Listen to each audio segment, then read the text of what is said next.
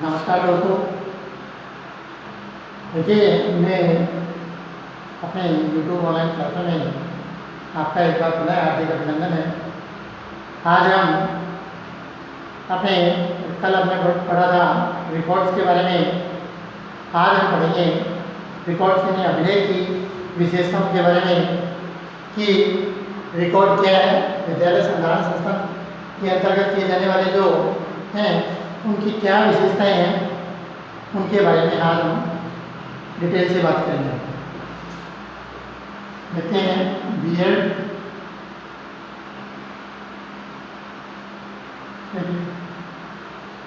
दिनांक 2 जुलाई 2020 paper 9 assessment for learning,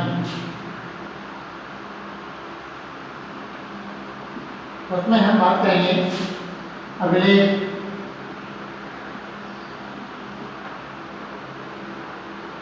की विशेषताएं। अभिलेख की विशेषताएं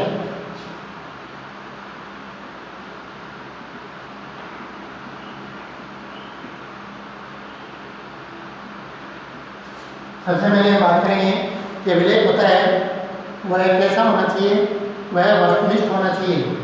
कैसा होना चाहिए? वह वस्तुनिष्ठ एवं विश्वसनीय होना चाहिए एवं विश्वसनीय होना चाहिए। यह होना चाहिए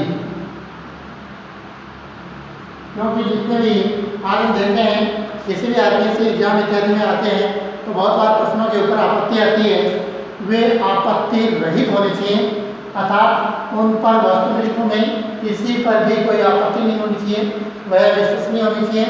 दूसरी बात है कि रिकॉर्ड्स अभिलेख हैं, अभिलेख हमेशा क्या होना चाहिए? पूर्ण होने चाहिए, पूर्ण होने चाहिए। कि जब भी कोई रिकॉर्ड तैयार करते हैं तो उस रिकॉर्ड को हम आधा अधूरा नहीं छोड़ें। उसके जन्म से लेकर के मृत्यु पर्यंत अर्थात उसके आगमन से लेकर के प्रस्थान तक की तमाम जानकारियाँ उसमें होनी चाहिए। अर्थात विद्यालय में जब प्रवेश लेता है तब से लेकर के विद्यालय में उच्च कक्षा अध्ययन करने के बाद जब प्रस्थान करता है तब तक इस तमाम कक्षा की जब स्थिति आती है तो कक्षा में प्रवेश से लेकर के कक्षा, जैसे मान लो हमने 6 कक्षा के विद्यार्थियों का 6 कक्षा के विद्यार्थी का अभिलेख तैयार किया और अभिषेक गौरव का कर लिया, तो हमने अभिषेक गौरव को जो जिस दिन वह कक्षा 6 में प्रवेश हुआ उस दिन से लेकर के आज तक कक्षा 7 में होने तक परीक्षा परिणाम आने तक की जो जानकारी है, उनकी खुशी है, उनकी रुचि है, उस कक्षा में किए गए कार्यों की तमाम जो रिकॉर्ड है वो कक्षा 8 के लिए कितने सहयोगी हैं वो रिकॉर्ड पूर्ण होने चाहिए। उसमें विद्यार्थी की जो सूचनाएं होनी चाहिए वह नवीनतम सूचना होनी चाहिए, नवीनतम सूचना होनी चाहिए। कोई भी नवीनतम सूचना होनी चाहिए। यदि एक विद्यार्थी जब किसी कार्य को करता है तो पुरानी गत कक्षाओं की सूचनाओं को त्याग करते हुए नवीनतम कक्षाओं की सूचनाओं के बारे में ही हमें होना चाहिए। उसकी नवीनतम सूचना उस रिकॉर्ड में दी हुई होनी चाहिए। इसके बाद है अध्यापक की व्यक्तित्व निष्ठता नहीं होनी चाहिए।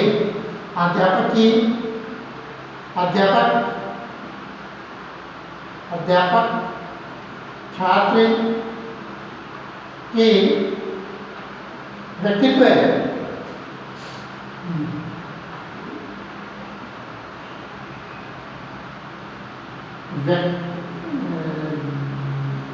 व्यक्तिगत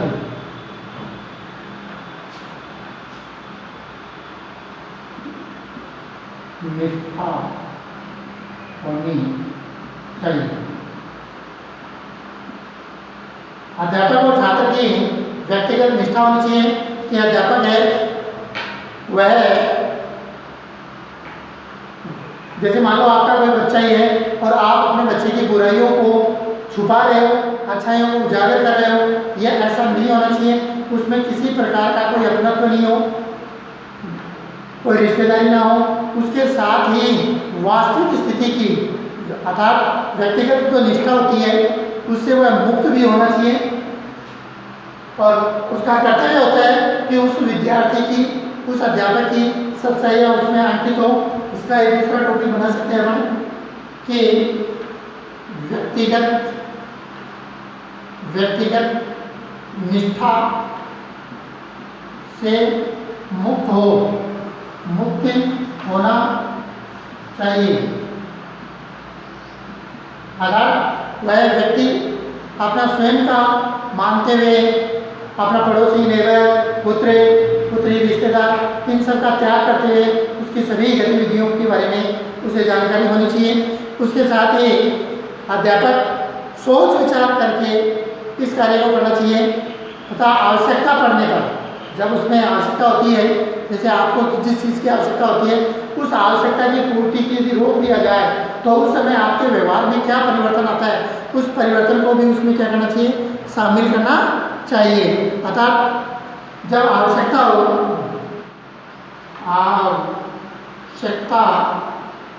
होने पर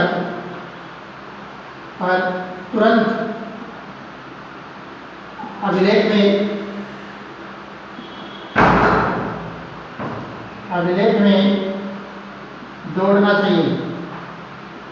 जोड़ देना चाहिए।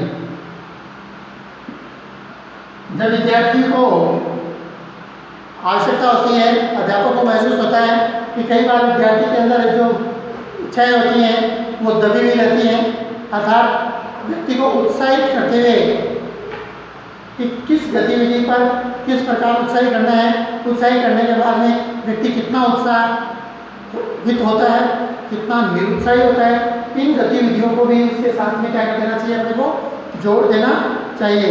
तथा ये योजनाएं हैं वो सारी प्रमोट अगली क्लास के लिए, यानी अग्रिम कक्षा के लिए प्रेषित कक्षा भी हो और विद्यालय भी, अग्रिम कक्षा या विद्यालय के लिए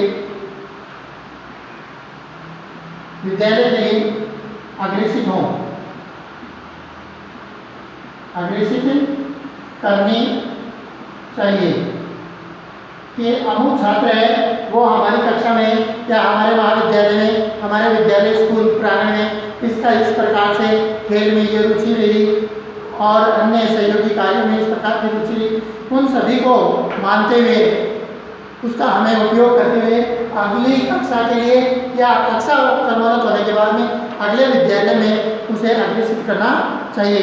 तथा दोनों ही इसमें साथ आया पूर्ण विश्वसनीय होना चाहिए तथा इसके साथ ही हम यूँ कह सकते हैं कि इसके लिए क्या होना चाहिए, यह यथार्थ होना चाहिए, वास्तविक होना चाहिए,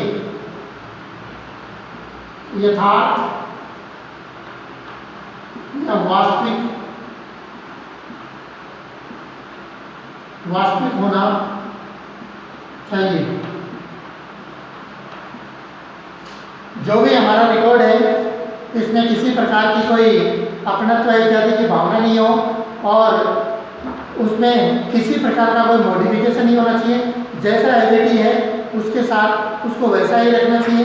उसमें हमें विद्यार्थियों की अच्छाई और विद्यार्थियों की उन्नति के लिए ये रिकॉर्ड इत्यादि तैयार किया जाता है, तो हमें इसके लिए यथार्थ को वास्तविक मानते हुए इस कार्यक्रम को आगे बढ़ाना चाहिए। इसीलिए हम ये कह सकते हैं कि अभिलेख की विशेषताएँ हैं कि वो वस्तुनिष्ठ, एक बार पुनः देख लीजिए, हमने पुनः भी पढ़ा था, कई बार परीक्षा में पूछ भी लिया जाता है अभिलेख या रिकॉर्ड्स की विशेषताओं को प्रकाशित कीजिए, तो हमें पता है कि एक लघु उत्तरात्मक प्रश्न आता है, वस्तुनिष्ठ एवं विश्वसनीय होना चाहिए, अभिलेख पूर्ण होना चाहिए, नवीनतम सूचना होनी चाहिए, अध्यापक और छात्र की व्यक्तिगत निष्ठा होनी चाहिए, वह व्यक्तिगत निष्ठा से मुक्त होना चाहिए। इन दोनों में देखो माइंड डिफरेंस है कि वह अध्यापक को ये देखना चाहिए कि यह अपना नहीं है, मैं अपने कार्य को पूर्ण सत्य और ईमानदारी के साथ कर रहा हूँ। छात्र को ये देखना चाहिए कि मेरे अंतर्गत जो है वही लिखा है, अन्य नहीं। तो इस प्रकार से उसकी व्यक्तिगत निष्ठा होती है कि मैं कार्य को सही ढंग से करूँ और व्यक्तिगत निष्ठा से मुक्त होना चाहिए। तो इसका मतलब यहाँ ये लिया गया है कि वो अपना है, इसके लिए मैं अच्छाई लिखूँ, वो दूसरा है उसके लिए मैं बुराई लिखूँ, ऐसा कार्य इसमें नहीं, रिकॉर्ड्स में नहीं होना चाहिए। तो दोनों में इस प्रकार का डिफरेंस रखा है। आवश्यकता होने पर तुरंत अभिलेख में जोड़ देना चाहिए। जो भी सूचनाएं नहीं आती हैं उनको यहाँ ऐड कर देना चाहिए। अग्रिम कक्षा के लिए अग्रेसित करना चाहिए, अग्रिम विद्यालय के लिए भी अग्रेसित कर सकते हैं। यथार्थ और वास्तविक होना चाहिए। इसके साथ ही हम बात करेंगे इनके गुणों की। तो आज हम इनके गुणों के बारे में बात करते हैं कि रिकॉर्ड्स के प्रमुख गुण क्या है। रिकॉर्ड में विद्यार्थी को ठीक प्रकार से समझने में ये सहायक होता है। अर्थात इसका पहला गुण है विद्यार्थी को समझने में या पहचान में सहायक होता है,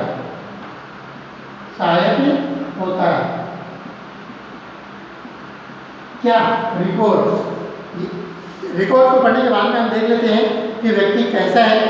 उसके बाद उसकी विषम परिस्थितियाँ, उनमें उनके व्यवहार का विवरण का पता लगता है। दो, विकट या विषम परिस्थिति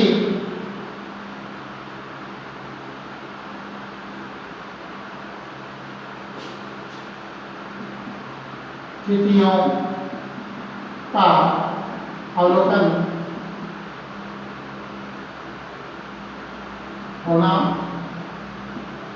कि विद्यार्थी को विपरीत परिस्थितियों में, अर्थात जैसे मान लो किसी को यह है कि मधुमक्खी से एलर्जी होती है और हमने लिख दिया रिकॉर्ड्स में कि इसको मधुमक्खी के काटने पर बहुत जल्दी ही साइड इफेक्ट होता है, इसे तुरंत उपचार के लिए करना चाहिए।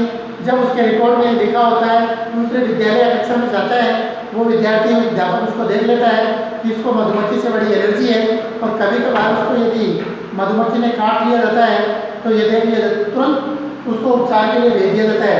तो इसके लिए क्या है, विषम परिस्थिति में भी उसका अवलोकन किया जाता है और अवलोकन होना चाहिए। उसके बाद उसके बदलते व्यवहार की सूचना, बदलते व्यवहार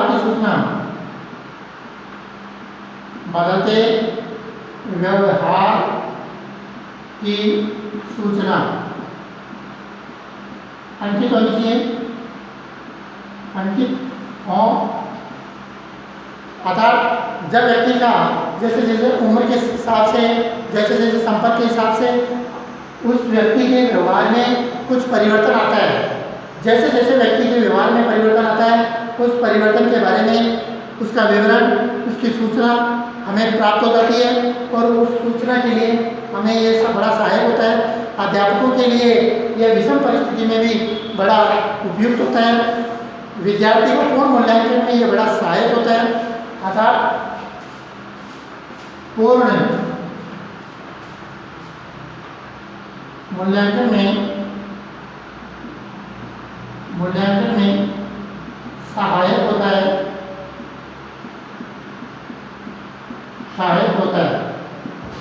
रिकॉर्ड से जब व्यक्ति का मूल्यांकन किया जाता है तो उसमें सहायक होता है और उस व्यक्ति की समस्याओं के समाधान में